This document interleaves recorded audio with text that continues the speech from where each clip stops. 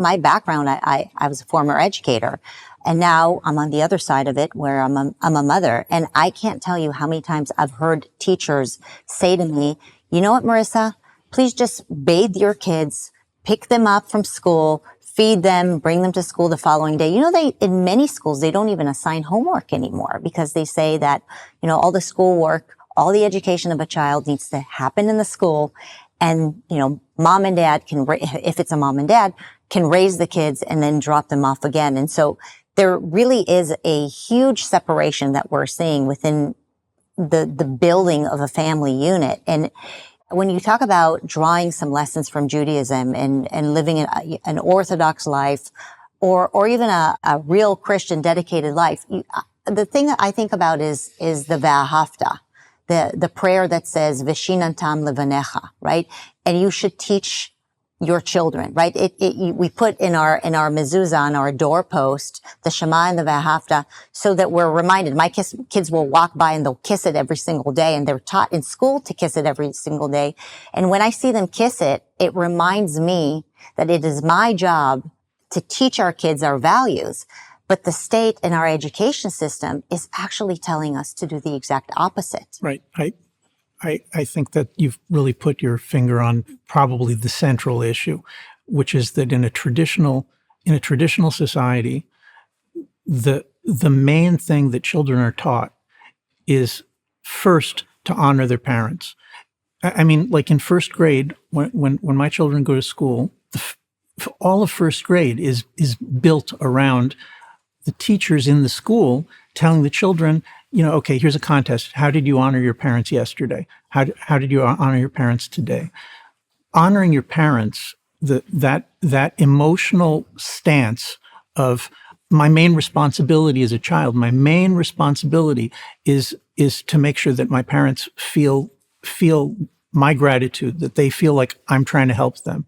That's extremely different from any kind of liberal educational system.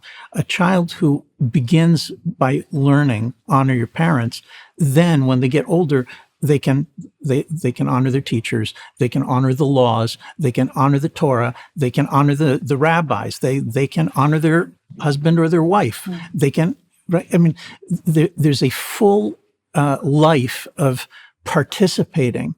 And, you know, of course, you're not forced to keep participating. You can move to a different place or a different kind of community. But the ability to honor people that you didn't select yourself, right? Like, let's say you serving in the army, you're going to have commanders and you don't get to choose them.